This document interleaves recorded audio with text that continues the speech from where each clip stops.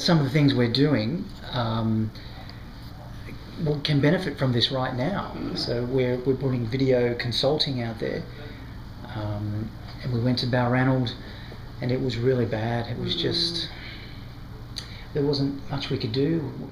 There really isn't any service to get here as well. I mean, a cost of getting a cardiologist to visit Balranald, well, they don't exist. No. So you could have, I mean, I guess you'd have to have an extremely large amount of money to convince him.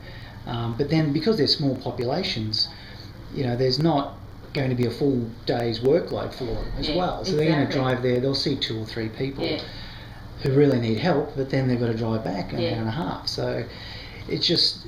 cost of travel time and exactly. Because of the volume, the location, it's just not logistically, it's not a reasonable thing to expect. So therefore you have to centralise. Everyone drives to Mildura. But if you can't drive, if you're too sick, there's a waiting list even in Mildura, and then from Mildura they have to travel to Melbourne and Adelaide. So I think the travel is a major problem, and that's where, with broadband, we're rolling out video consulting, so it just eliminates the need to travel completely. They can sit in the GP clinic or even in their home, potentially, and talk to a specialist to get the right information, to find out the urgency of their condition, and then travel to see the specialist if required. The point we wanted to make in regard to digital technology is that in this area, because we're so isolated from every other region, it's a long way to anywhere from Mildura, really. You've got to head to Adelaide or Bendigo for any other treatment. So we're a small, tight-knit community that really communicates well, and we're bringing new technology on very quickly. With secure messaging, we have all the GPs and the hospital and our specialists, allied health services, pharmacies, aged care facilities. We all communicate electronically with shared health records. So most of us are electronic, but what we're now trying to do is go into video consult, and we're struggling with that, really, with the technology that's available, especially as you go out of the rural centre, the service that exists, it drops exponentially.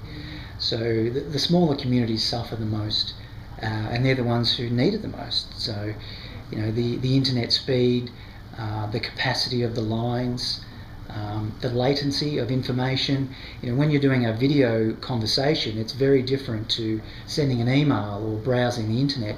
You need two-way communication very quickly. So when you say something, I hear that and respond, and it's a neat flowing conversation. And we're just not getting that. But even so, we're doing it. We have this technology. We're putting webcams on every GP's computer. So that's our goal within the next 6 months, to have all our GPs and specialists ready and able to use the service. And where it's appropriate, they are using it for their patients. But in some instances, it's just not appropriate. They can't use it. The quality isn't there. The sound is jerky. It's crackling. So we have to wait, basically, for the technology, the infrastructure to catch up to what we're doing. And the further out of town, the worse it is. And the ones that need it the most are the most disadvantaged. So, if we had that sort of service, the same service in the likes of Oyen and Robinvale that the NBN can provide in Mildura, the equality would be there. We could all have the same potential access to services, rather than travelling. And the public transport, in a lot of these towns doesn't exist. So you have no choice. You just stay home. The benefits would be just tremendous to have that infrastructure. It would be a definite improvement from what they have now, but we do still worry about the services that we would like to provide, primarily video, would struggle with satellite, just the way the technology works, with the latency of the time it takes for the signal to get from one end to the other. But it needs to be seen, really. We certainly wouldn't knock it back. I mean, any technology, any improvement would be fantastic.